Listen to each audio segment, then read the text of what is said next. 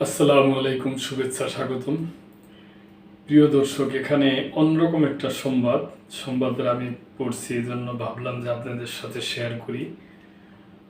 বর্তমানে যে পৃথিবীটা এই টাচ মোবাইল এবং আধুনিক মোবাইল বাইরে বাইরে এরকম হয়ে গেছে যেন পৃথিবীটা একদম হাতের মুঠোয় আসছে। এটা একদিকে যেমন কল্যাণ, আরেকদিকে ক্ষতিকর। বিভিন্ন সামাজিক মাধ্যমে একে অপরের নামে বিভিন্ন পোস্ট করে, এটা সত্য না সঠিক কিনা না সঠিক, এবং এটা পোস্ট করলে যার বিরুদ্ধে করবে তার কি অবস্থা হইতে পারে, তার মান সম্মান এবং তার সামাজিক একটা কি হইতে পারে, ওই সমস্ত ব্যাপার স্যাপার নিয়ে যাই দিন পত্রিকায় সংবাদরা আসছে। কাবার ইমামের সাপ এই সমস্ত ব্যাপার উনি ফলো করছে, উনি লক্ষ্য করছে আর কি, উনি এই ব্যাপারে সতর্ক করছে। ওই ব্যাপারটা নিয়ে এই সংবাদটা আসছে। কাবার ইমামের সতর্ক বার্তা। মসজিদুল হারামের ইমাম ও খতিব শায়খ ইয়াসির আদ-দাওসারি সম্প্রতি জুমার খুতবায় মুসলিমদের সামাজিক যোগাযোগ মাধ্যমে মিথ্যা তথ্য, গুজব এবং ভুয়া ফতুয়ার বিরুদ্ধে সতর্ক থাকার আহ্বান জানিয়েছেন।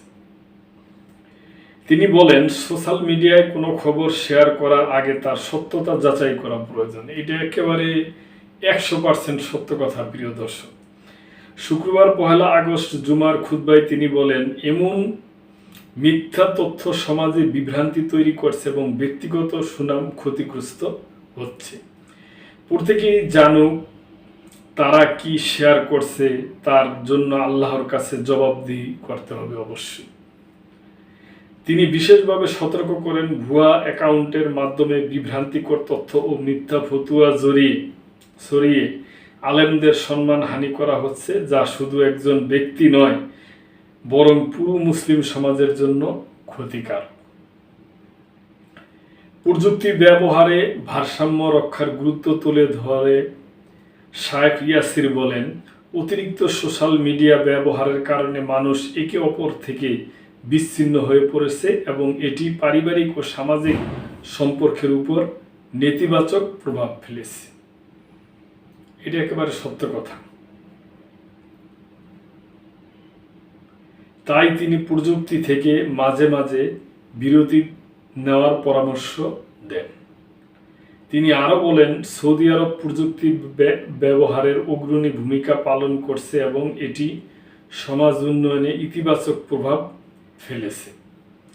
তবে ভারসাম্য না রাখলে প্রযুক্তি সমাজের জন্য ক্ষতিকর হতে পারে। শায়খ ইয়াসির আদ-দাওসারি সময়ের সঙ্গে প্রযুক্তির সুফল ও অপব্যবহার থেকে রক্ষা পাওয়ার জন্য মুসলিমদের নিজেদের জীবন ও সমাজে ভারসাম্য ফিরিয়ে আনার আহ্বান জানান। আমি মনে করি প্রিয় দর্শক, উনি কাবা শরীফের ইমাম, উনি ভালো একটা ব্যাপার তুলে ধরছেন। তার কারণ এখন যার না তার সবার হাতেই মোবাইল, যে যেটা দেখতেছে লাইক দিতেছে, বিভিন্ন কমেন্ট করতেছে, শেয়ার করতেছে, তার একটু মনোপুত না হইলে উল্টাপাল্টা কমেন্ট, এই সমস্ত তো আস্তে আস্তে সমাজ ক্ষতির দিকে চলে যায়। তা আমি মনে করি এটা উনি একটা ভালো উদ্যোগ নিচ্ছেন এবং আমাদের সকলেরই এই ব্যাপারে সতর্ক থাকা উচিত। কি বাংলাদেশ, কি আরব, কি পৃথিবীর যে কোনো দেশ। তো প্রিয় দর্শক, এ ব্যাপারে যদি আপনাদের কিছু বলার থাকে অবশ্যই কমেন্ট করবেন। লাইক, শেয়ার, কমেন্ট করে সাবস্ক্রাইব করে চ্যানেলটির পাশেই থাকবেন। আল্লাহ হাফেজ।